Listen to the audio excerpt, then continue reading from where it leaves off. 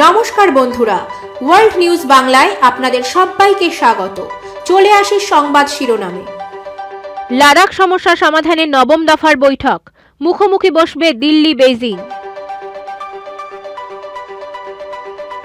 বিজেপির বন্ধু বলেই কি বাদ বাইডেনের প্রশাসনিক তালিকা থেকে, উঠছে প্রশ্ন। শান্তি ও অগ্রগতির পথে কলম্বিয়ার পাশে দাঁড়াবে ভারত, মন্তব্য টি.এস. তিরুমূর্তির। নাভালনির মুক্তির দাবিতে সোচ্চার সাধারণ মানুষ, ক্ষোভে ফুঁসছে রাশিয়া। শুরু হলো ট্রাম্পের সিদ্ধান্তের পুনর্মূল্যায়ন, কালো তালিকা থেকে মুক্তি পেতে পারে হুথি যোদ্ধারা। ভয়াবহ ভূমিকম্পে কেঁপে উঠল আন্টার্কটিক বেস, জারি হলো সুনামির সতর্কবার্তা। চলে আসি বিস্তারিত খবরে। লাদাখ সমস্যা সমাধানে নবম দফার বৈঠক, মুখোমুখি বসবে দিল্লি বেইজিং। দীর্ঘ 8 মাস হয়ে গেল, এখনও অবস্থার কোনো পরিবর্তন হয়নি। দুই দেশের সেনা এখনও পরস্পরের মুখোমুখি দাঁড়িয়ে আছে। লাদাখ সমস্যা মেটাতে আজ অর্থাৎ রবিবার নবম দফার বৈঠকে বসছে ভারত চীন। চুশুল সেক্টরে মোলডোতে হবে উচ্চ পর্যায়ের সেনা বৈঠক। এখনও লাদাখ সীমান্তে দেশের 50,000 সেনা মোতায়েন রয়েছে। দুই দেশ প্রকৃত নিয়ন্ত্রণ রেখা বরাবর বিভিন্ন পয়েন্টে সেনাবাহিনীর সম্পূর্ণ নিষ্ক্রিয়করণ নিশ্চিত করার লক্ষ্যেই আজ আলোচনা করবে। তবে এই বৈঠকে আদৌ কোনো সমাধান সূত্র বেরিয়ে আসবে কিনা তা নিয়ে সন্দিহান দুই পক্ষই। কারণ এখনও কোনো ভিত্তি খুঁজে পাওয়া যায়নি যার উপর ভিত্তি করে রফা সূত্র পাওয়া যাবে। শনিবার থেকে রাফাল যুদ্ধ বিমানে ভারত ফ্রান্সের যৌথ মহড়া শুরু হলো। ভারতীয় বিমান বাহিনীর যোধপুর বিমান ঘাঁটিতে 5 দিন ধরে চলবে ডেজার্ট নাইট 21।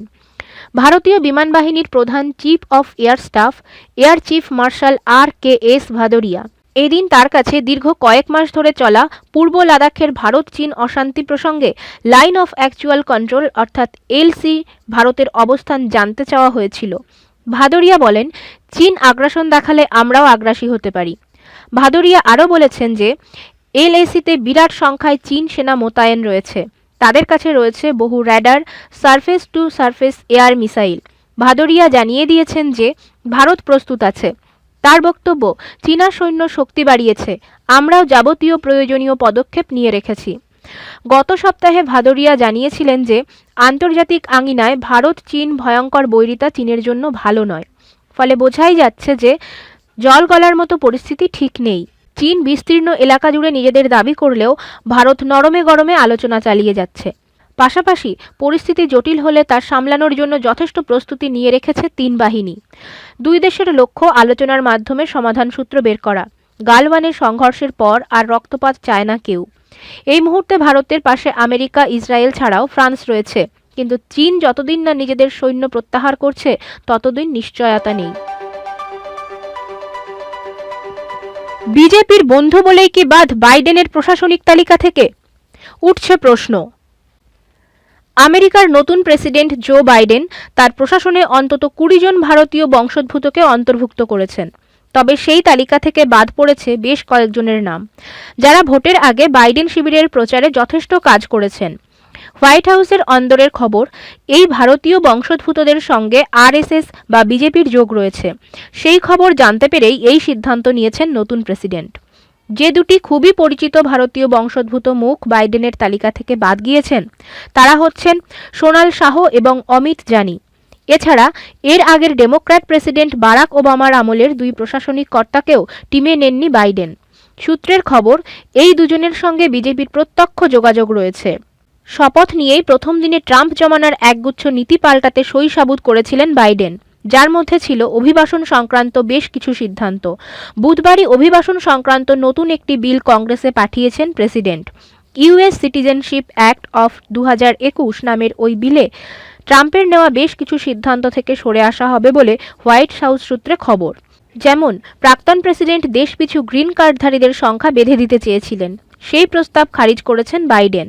প্রেসিডেন্টের পাঠানো এই বিল কংগ্রেসের 2 কক্ষ হাউস অব রিপ্রেজেন্টেটিভস ও সেনেটে পাশ হয়ে গেলেই তা আইনে রূপান্তরিত হবে এবং সেই আইন বিভিন্ন দেশ থেকে আমেরিকায় আসা অসংখ্য বৈধ ও দক্ষ অভিবাসীদের জন্য যথেষ্ট সুবিধাজনকই হবে বলে প্রশাসন সূত্রে খবর। তার জামানায় প্রেসিডেন্ট ডোনাল্ড ট্রাম্প অভিবাসীদের জন্য কড়া আইন এনে তথ্য প্রযুক্তি সংস্থাগুলিকে খুবই বিপদে ফেলে দিয়েছিলেন, কারণ আমেরিকার এই সব সংস্থায় কাজ করেন মূলত দক্ষ ভারতীয় ও চীনা অভিবাসীরা। তাই নতুন প্রেসিডেন্টের এই সিদ্ধান্তে খুশি তথ্য প্রযুক্তি সংস্থাগুলি। বাইডেনের এই পদক্ষেপকে স্বাগত জানিয়েছেন আমেরিকার বড় মাপের তথ্য প্রযুক্তি সংস্থাগুলির কর্ণধারেরা, যাদের মধ্যে অন্যতম গুগলের সিইও ভারতীয় বংশোদ্ভূত সুন্দর পিচাই এবং অ্যাপেলের সিইও টিম কুক। শুধু অভিবাসী নীতিই নয়, পশ্চিম এশিয়া সংক্রান্ত নীতি নিয়েও প্রথম থেকেই ভাবনা চিন্তা শুরু করে দিয়েছেন নতুন প্রেসিডেন্ট। আজ আমেরিকান প্রশাসনের তরফে জানানো হয়, শীঘ্রই তালিবানের সঙ্গে শান্তি চুক্তি পর্যালোচনা করবেন প্রেসিডেন্ট বাইডেন। আফগান সরকারের সঙ্গে তালিবান শান্তি চুক্তি স্বাক্ষর করার পরে এলাকায় হিংসা কমেছে কিনা তা খতিয়ে দেখতে হবে। ট্রাম্পের আমলে বিভিন্ন দেশের সঙ্গে আমেরিকার টানাপোড়েন শুরু হয়। দায়িত্ব নিয়েই তাই বিদেশ নীতি ও বিভিন্ন দেশের সঙ্গে কূটনৈতিক সম্পর্ক মজবুত করতে চেষ্টা চালাচ্ছেন নতুন প্রেসিডেন্ট। আজ বাইডেন ফোন করেন কানাডার প্রধানমন্ত্রী জাস্টিন ট্রুডোকে।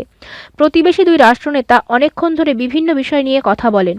তাদের আলোচনায় যেমন ছিল দ্বিপাক্ষিক সম্পর্কের বিভিন্ন দিক, তেমনি পরিবেশ, অতিমারি ইত্যাদি বিষয় নিয়েও কথা হয় তাদের। ট্রুডোর সঙ্গে কথার পরে আমেরিকান প্রেসিডেন্ট ফোন করেন আর এক প্রতিবেশী দেশ মেক্সিকোর প্রেসিডেন্ট লোপেজ ওব্রাডারকেও। শান্তি অগ্রগতির পথে কলম্বিয়ার পাশে দাঁড়াবে ভারত, মন্তব্য টি.এস. তিরুমূর্তির। ভারত শান্তি, অগ্রগতি ও সমৃদ্ধির দিকে যাত্রায় বোগোটাকে সমর্থন করতে প্রস্তুত। জাতিসংঘে ভারতীয় রাষ্ট্রদূত টি.এস. তিরুমূর্তির এই বক্তব্য 2016 সালের নভেম্বরে হুয়ান ম্যানুয়েল স্যান্টোসের আগের কলম্বিয়ান সরকার এবং কলম্বিয়ার বাম বিপ্লবী সশস্ত্র বাহিনীর মধ্যে একটি শান্তি চুক্তি স্বাক্ষরিত হয়েছিল। এই চুক্তিটির মাধ্যমে একটি রক্তাক্ত 50 বছরের সশস্ত্র কাহিনীর সমাপ্তি হয়েছিল এবং কয়েক লক্ষ মানুষ বাস্তুচ্যুত হয়েছিল। সভায় তিরুমূর্তি বলেছিলেন, কলম্বিয়া সংঘাতের অবসান এবং স্থিতিশীল ও স্থায়ী শান্তি প্রতিষ্ঠার চূড়ান্ত চুক্তি বাস্তবায়নে উল্লেখযোগ্য অগ্রগতি দেখিয়েছে। নাভালনির মুক্তির দাবিতে সোচ্চার সাধারণ মানুষ, ক্ষোভে ফুঁসছে রাশিয়া। রাশিয়ার রাজনৈতিক পরিস্থিতি ক্রমেই জটিল হচ্ছে। দুর্নীতি, দমননীতি সহ একাধিক বিষয় নিয়ে প্রেসিডেন্ট ভ্লাদিমির পুতিনের বিরুদ্ধে জনগণের মধ্যে ক্রমেই বাড়ছে ক্ষোভ। এহেন পরিস্থিতিতে রুশ বিরোধী নেতা অ্যালেক্সেই নাভালনির মুক্তির দাবিতে রাস্তায় নেমে প্রতিবাদ দেখান হাজার হাজার মানুষ। আন্তর্জাতিক সংবাদ মাধ্যম সূত্রে খবর, শনিবার রাজধানী মস্কোর পুশকিন স্কোয়ারে প্রায় 4000 মানুষ জড়ো হয়ে নাভালনির মুক্তির দাবিতে প্রতিবাদ দেখান। একইভাবে গোটা দেশে, এমনকি সাইবেরিয়ার প্রত্যন্ত প্রান্তেও সরকার বিরোধী সমাবেশে অংশ নেন হাজার হাজার মানুষ। রুশ পুলিশ সূত্রে খবর, প্রশাসনের অনুমতি না নিয়েই সমাবেশ করা হয়েছে। বাধা দিতে গেলে পুলিশ কর্মীদের সঙ্গে হাতাহাতিতে জড়িয়ে পড়েন প্রতিবাদীরা। এই ঘটনায় 39 জন পুলিশকর্মী আহত হয়েছেন, 2600 জনকে গ্রেফতার করা হয়েছে। ধৃতদের মধ্যে রয়েছেন অ্যালেক্সেই নাভালনির স্ত্রী উইলিয়া নাভালনিও। প্রায় 5 মাস পর জানুয়ারি মাসের 17 তারিখ জার্মানি থেকে মস্কো ফিরেছিলেন নাভালনি। তারপরই তাকে গ্রেফতার করা হয়। রাশিয়ার কারা কর্তৃপক্ষ আগেই জানিয়েছিল, 2014 সালের আর্থিক দুর্নীতি সংক্রান্ত একটি মামলায় দোষী সাব্যস্ত করা হয়েছিল নাভালনিকে। তবে আদালত 3 বছর জেলের সাজা দিলেও কারাগারে দিন কাটাতে হয়নি তাকে, কারণ দোষী সাব্যস্ত হলেও নাভালনির সাজা মকুব করে দেওয়া হয়। কিন্তু শর্ত মোতাবেক তাকে থানায় বা সংশ্লিষ্ট কর্তৃপক্ষের কাছে সময়ে সময়ে হাজিরা দিতে হয়। কিন্তু আদালতের বেঁধে দেওয়া শর্ত মানছেন না নাভালনি, তাই দেশে ফিরলে তাকে গ্রেফতার করা হবে। শুধু তাই নয়, কয়েকদিন আগে ফের একটি দুর্নীতি মামলায় তার বিরুদ্ধে তদন্ত শুরু করা হয়েছে। আপাতত আদালতের নির্দেশে 15 ফেব্রুয়ারি পর্যন্ত জেলে থাকতে হবে নাভালনিকে। 2020-এর 20 আগস্ট সাইবেরিয়ার টমস্ক থেকে বিমানবন্দরে মস্কো ফিরেছিলেন নাভালনি। মাঝ আকাশে আচমকাই অসুস্থ হয়ে পড়েন তিনি। উপায় না দেখে টমস্ক শহরের বিমানবন্দরে জরুরি অবতরণ করিয়ে শুরু হয় তার চিকিৎসা। নাভালনি ঘনিষ্ঠরা দাবি করেছেন, টমস্ক বিমানবন্দরে তার চায়ে বিষ মেশানো হয়েছে। চিকিৎসকরা জানান, নাভালনির স্নায়ুতন্ত্র ক্রমশ দুর্বল হয়ে পড়েছিল। তারপর কোমায় আচ্ছন্ন হয়ে যান তিনি। সেটা বিষের প্রভাব বলেই ধারণা করা হচ্ছিল। এরপর নাভালনির শারীরিক অবস্থার দ্রুত অবনতি হতে থাকায় জার্মানির বার্লিনে উড়িয়ে নিয়ে যাওয়া হয়।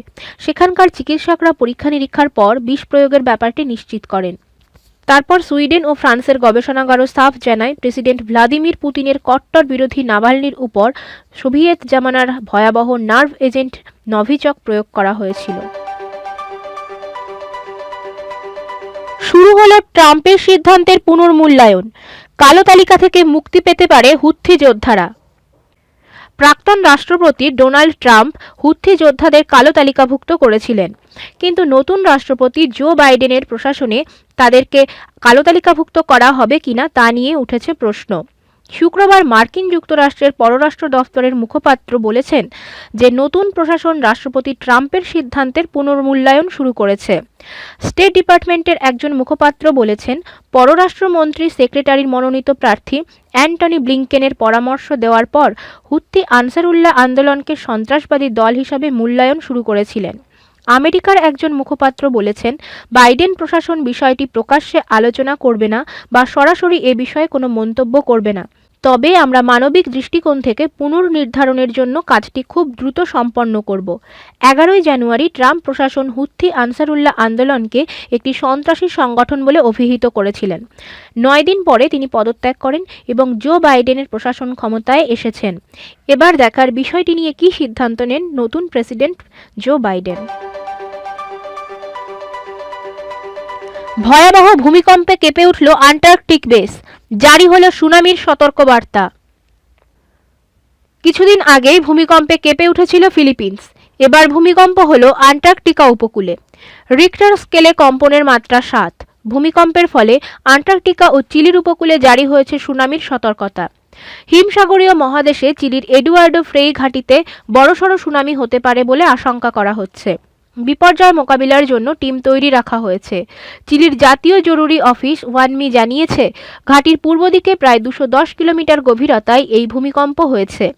8টা 26 কম্পন অনুভূত হয়। সমুদ্র উপকূল থেকে সবাইকে সরিয়ে আনার নির্দেশ দেওয়া হয়েছে। আন্টার্কটিকার উপকূল থেকেও সবাইকে দূরে থাকার নির্দেশ জারি করা হয়েছে। চিলির বিমান বাহিনীর ঘাঁটি হল আন্টার্কটিক বেসের সবচেয়ে বড় অংশ। এর মধ্যে একটি গ্রাম, হাসপাতাল, স্কুল, ব্যাংক, ডাকঘর রয়েছে। গ্রীষ্মে এখানে প্রায় 150 জন মানুষ থাকে। শীতের সংখ্যাটা একটু কমে, তবু গড় জনসংখ্যা থাকে 80 জন। শনিবার রাতে সেন্টিওগের কাছে একটি আচমকাই 5.9 মাত্রার ভূমিকম্প অনুভূত হয়, তবে ওয়ানমি বলেছেন কোনো উল্লেখযোগ্য ক্ষয়ক্ষতি বা প্রভাবের খবর পাওয়া যায়নি। বিশ্বের সবচেয়ে ভূমিকম্পের দিক থেকে সক্রিয় একটি দেশ হল চিলি। 2010 সালের 27 ফেব্রুয়ারি কনসেপসিয়ান শহরে 8.8 মাত্রার ভূমিকম্প আঘাত এনেছিল, যেখানে 500 জনের বেশি মানুষের মৃত্যু হয়। 60 বছর আগে সবচেয়ে শক্তিশালী ভূমিকম্প হয়েছিল চিলির ভালদিভিয়া শহরে। ভূমিকম্পের মাত্রা ছিল রিক্টার স্কেলে 9.6। গত বৃহস্পতিবার ভয়াবহ ভূমিকম্পে কেঁপে উঠেছিল ফিলিপাইন্স। সমুদ্রপৃষ্ঠের 95.8 কিলোমিটার নিচে ছিল ভূমিকম্পের উৎসস্থল। ইউএস জিওলজিক্যাল সার্ভের রিপোর্ট অনুযায়ী দাভাও অক্সিডেন্টাল প্রভিন্সের দক্ষিণ পূর্বে অবস্থিত এই উৎস। এলাকার নিকটবর্তী অঞ্চলে এদিন তীব্র কম্পন অনুভূত হয়, তবে হতাহতের কোনো খবর ছিল না। সুনামি ওয়ার্নিং সিস্টেম অনুযায়ী এ খবর জানা যায়, তবে বেশ কিছু অঞ্চল বিদ্যুৎহীন হয়ে পড়ে। এর ঠিক আগে মিন্ডানাওয়ে অর্থাৎ গত বছরের 16 অক্টোবর 6.3 মাত্রার ও 29 অক্টোবর 6.6 মাত্রার একটি ভূমিকম্প হয়। ওই দুই ভূমিকম্পে ইতিমধ্যে ওই অঞ্চলের অনেক ভবন ও বাড়ি ভেঙে পড়েছে। সেগুলি ঠিক করতে না করতেই ফের কম্পন অনুভূত হয়, আর তাতেই বিপদ বাড়ছে বলে জানাচ্ছেন সেদেশের আধিকারিকরা। আজ তাহলে এই পর্যন্তই। ভালো থাকুন, সুস্থ থাকুন। ধন্যবাদ।